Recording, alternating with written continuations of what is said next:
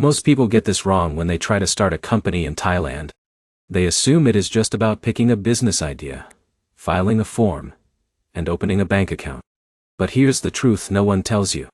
Thailand has a very structured legal system for foreign and local business ownership, and one small mistake in setup can delay your company for months, or even make it non-compliant from day one.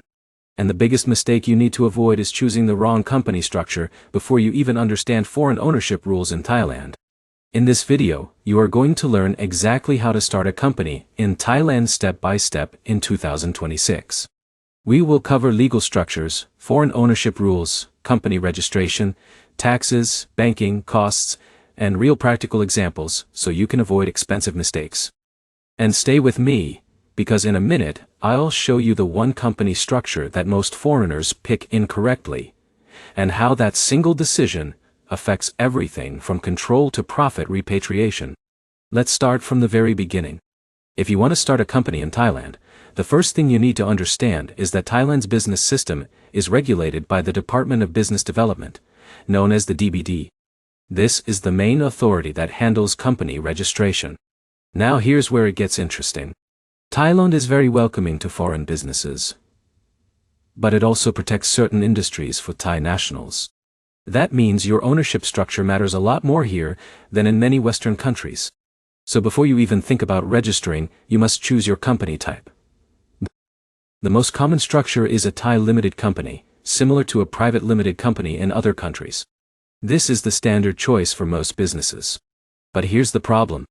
A Thai limited company usually requires Thai majority ownership in many cases. That means Thai shareholders often hold at least 51% of the company. Now imagine someone like Alex from India wanting to start a digital marketing agency in Bangkok. If he chooses the wrong structure, he might lose control over decision-making even if he invested most of the capital. So this is why structure is everything. There are also alternatives like representative offices and boy-promoted companies, which we will cover later. Now let's go step by step. Step 1 is choosing your company name. Your company name must be approved by the DBD. It must be unique, and it must follow naming rules. For example, it cannot be misleading or too similar to existing companies. So if Jake wants to name his company Bangkok Tech Solutions, he must first submit it for approval. And here's a pro tip. Always prepare at least 3 name options. Because rejection is common if names are too generic or already taken. Now let's move to step 2, which is understanding shareholder structure. This is where most foreigners make mistakes. A Thai limited company typically requires at least 3 shareholders. These can be individuals or companies. Now here's the key issue. Foreigners can own up to 49% in many standard business categories. The remaining 51% must be Thai-owned. But here's where it gets interesting. Not all businesses follow this rule strictly. Some sectors allow 100% foreign ownership, especially if you apply under boy promotion. We will come back to boy in a minute because it can completely change your business strategy. Now step 3 is appointing directors. A Thai company must have at least 1 director. This person has legal authority to sign documents and manage operations. If you are a foreigner, you can be a director in many cases, but it depends on structure and visa status. So imagine John starting a consulting company in Phu Quay. He may be a director, but he still needs to ensure his legal setup allows operational control. Now step 4 is registering the company with the Department of Business Development. This is the official incorporation process. You will need documents like shareholder details, company name approval, registered address, objectives of the company, and director information. Once submitted, approval usually takes a few days if everything is correct. But here's the problem. Many applications get delayed because business objectives are too vague or incorrectly written. Now let's talk about registered capital. In Thailand, there is no extremely high minimum capital requirement for local companies, but there are practical expectations. If you want to hire foreign employees or obtain visas, capital requirements can become more important. A common starting point is 1 million Thai baht for foreign-owned companies if you plan to get work permits. Now here's where it gets interesting. Capital is not just a number. It directly affects your ability to hire foreign staff legally. So if Alex is building a tech startup, and wants to bring in developers from abroad, capital planning becomes critical. Now step 5 is tax registration. Once your company is registered, you must register for taxes with the Thai Revenue Department. You will receive a tax identification number, and your company will be subject to corporate income tax. Thailand has a competitive tax system, especially for small and medium businesses. Now, let's talk about VAT.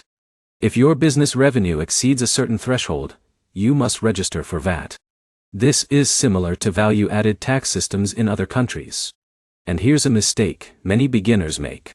They delay VAT registration until it becomes mandatory, but by then they often face penalties or accounting complications. Now let's move to banking, which is step 6. Opening a corporate bank account in Thailand is very important, but also sometimes challenging for foreigners. Banks like Bangkok Bank, Kasikorn Bank, and CSB may require company documents, director presence, and sometimes proof of business activity. So if Jake is opening an e-commerce company, the bank might ask for supplier contracts or website proof. This is why preparation matters. Now here's a pro tip. Always prepare a simple business plan or explanation letter.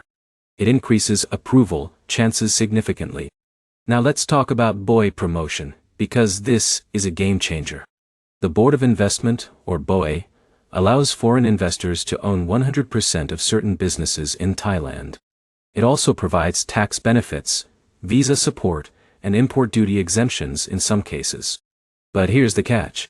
BOI approval is not automatic. You need to apply, meet criteria, and present a strong business case. So if John is starting a tech manufacturing company, BOI could be the best route.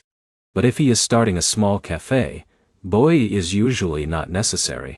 Now let's talk about costs.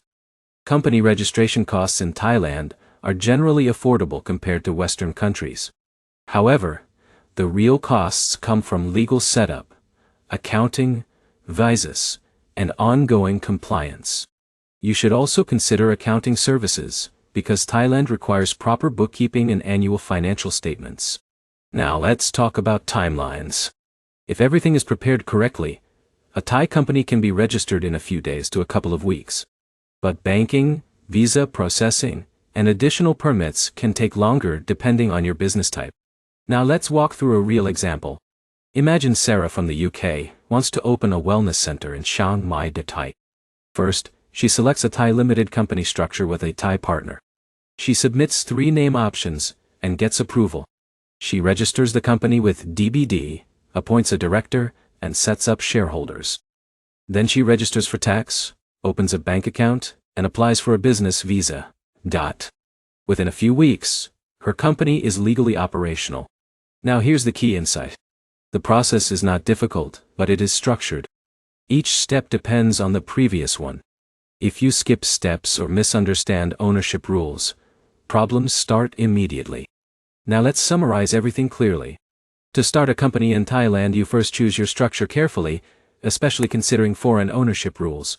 Then you select and register your company name. Next, you define shareholders and appoint directors. After that, you register your company with the Department of Business Development. Then you register for tax, open a corporate bank account, and apply for visas or BOI if needed. That is the complete legal roadmap, but and here's the final insight most people miss. In Thailand, success is not just about registration.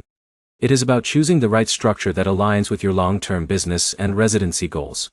If you get that right, everything becomes much easier. If you found this guide helpful, make sure to like the video, leave a comment with your business idea, and subscribe for more country-by-country company setup guides.